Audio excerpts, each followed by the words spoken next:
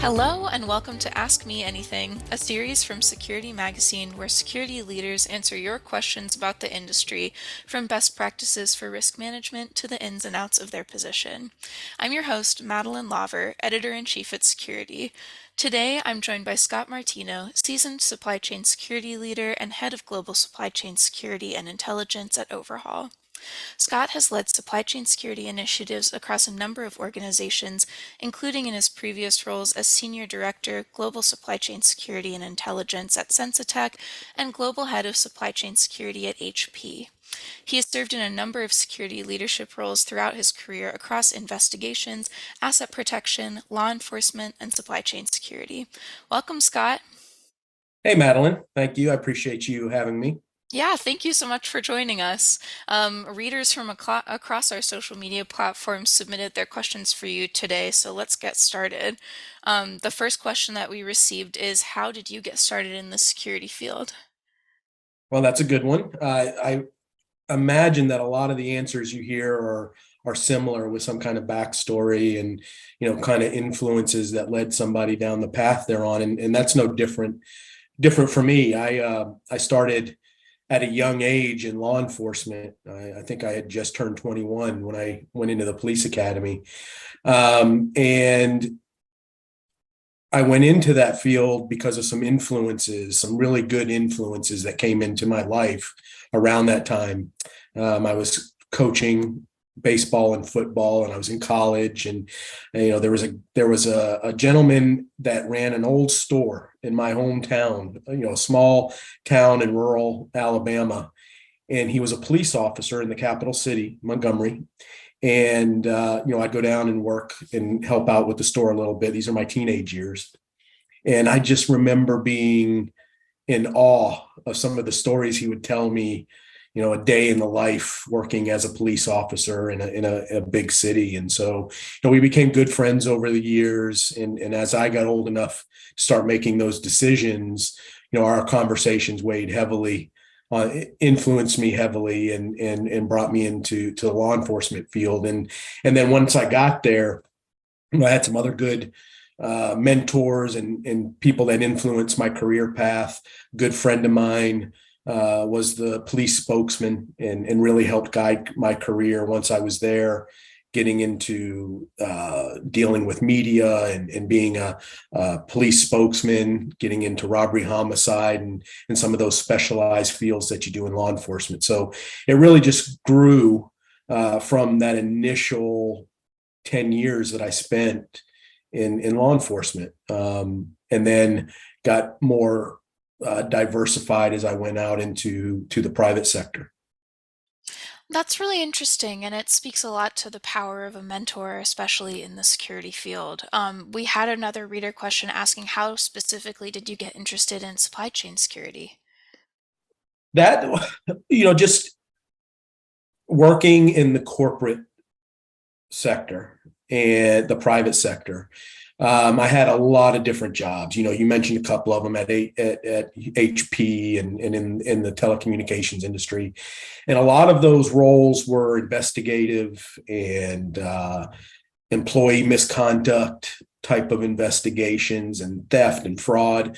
But I had the opportunity to go to work in logistics at Walmart during this time, and I worked in the warehouse like a lot of security and managers at Walmart do. It's a very logistics driven organization.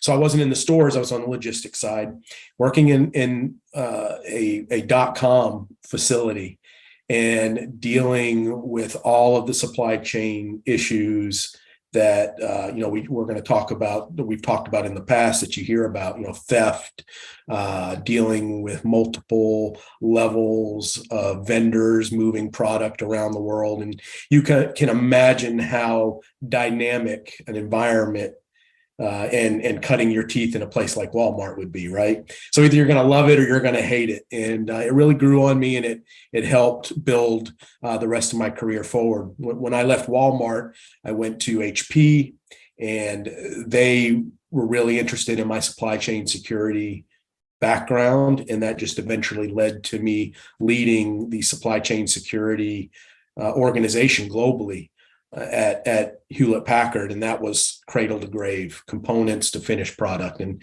I just loved all the moving parts and all of the different aspects of a supply chain security role that you get to see on a daily basis. It was pretty interesting.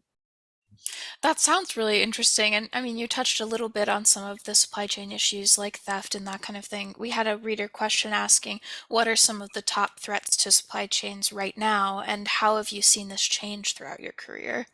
Yeah, it's changed a lot over my career, just like any other thing.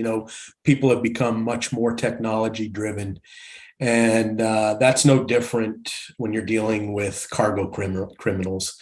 They're constantly trying to find better ways to do things. So, you know, cargo thieves over the years have become much more advanced and efficient with what they do. Most organized crime rings, they operate just like a business. They have a product that has a demand, and they have people who want to buy it. So they're treating what they do, although it's illegal activity, they're treating it like a business, and they're very, very dedicated to being able to do it right.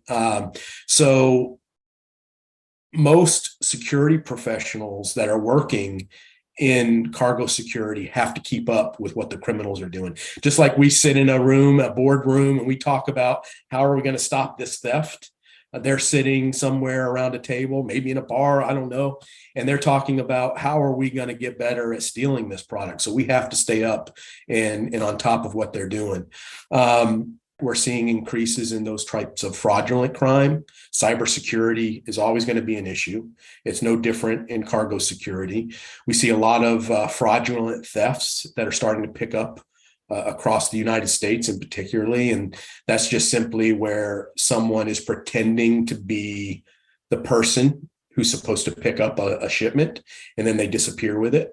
These can be difficult because sometimes they might be gone for days before anybody even realizes it didn't make it to final destinations. We also see a lot of pilferages these days. Someone breaking into a load, taking what they want, and that is, I think a lot of that is attributed to better reporting. The industry has gotten better at identifying pilferage and identifying it as a cargo theft, but certainly criminals are still very keen to target, to find the easy target. And a truck parked at a truck stop is an easy target for pilferage. So those things haven't changed. Like I said, we see a lot more in the cybersecurity space and phishing space to try to steal product. So moral of the story is just the security professional really has to stay on their toes to keep up with what criminals are doing to target businesses and their commodities. That's a really interesting point too, because I feel like in the cybersecurity field, that talking about behavioral threat assessments is a pretty common way of looking at things and transferring that into supply chain, understanding how the criminals are then thinking about the way that they run their operations. That's really interesting. We had a question asking too about COVID-19 and how that affected supply chain security. Are you seeing supply chain security efforts changing in the long term because of that, or kind of like trying to return to a level of normalcy? What's that been like? I think it's a little bit of both. It certainly has impacted the global supply chain. There was it impacted all of us in a lot of ways, right? No different for the supply chain. The supply chain, there weren't as many shipments over the road in the heart or at the highest point of COVID. So that lowered a little bit of the theft and the risk that we were seeing. But criminals really just used COVID to target other commodities that were in demand. So it was no different than if you have a hurricane or a very specific natural event in an area of the world, criminals will tend to target a commodity that people are going to have a demand for when that happens. So COVID, we saw increases in personal protective equipment, PPE is what we call it. We saw all of this product, all of these vaccines that were now being shipped over the road, those were being targeted. So criminals just shifted what they were doing to target the commodities and the shipments that were easy for them to offload. So those medical supplies, and then of course food and beverage that everyone needs when the economy's in a bad shape, they're not able to leave the house, right? Things aren't getting to places because of supply chain disruptions. So criminals took advantage of that like they would anything else. That's really interesting, and I see also how that ties into your earlier point about understanding the motivations behind it and then being able to predict like this event is happening, maybe they would target this type of commodity. Yeah, and what it helped, just one more point there, Yeah.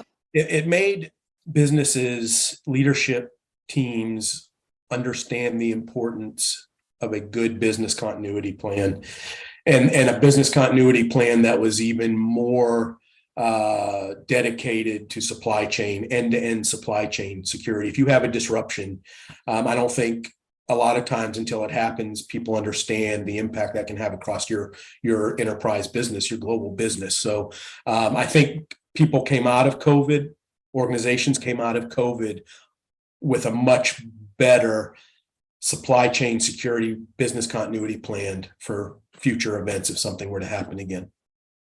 That's interesting that you bring up business continuity because we had a question too that kind of feeds into that. A reader asked, when dealing with supply chain risks, what advice do you have for security leaders in balancing theft mitigation, risk mitigation tactics with business enablement? Yeah, that's a great question, and it's a difficult task for security leaders. One, because internally, logistics leaders often see security as an additional cost, and the security layers are often seen as impediments to the logistics operation. But I'll be the first to tell you that does not have to be the case, right? So visibility within the supply chain, it's essential.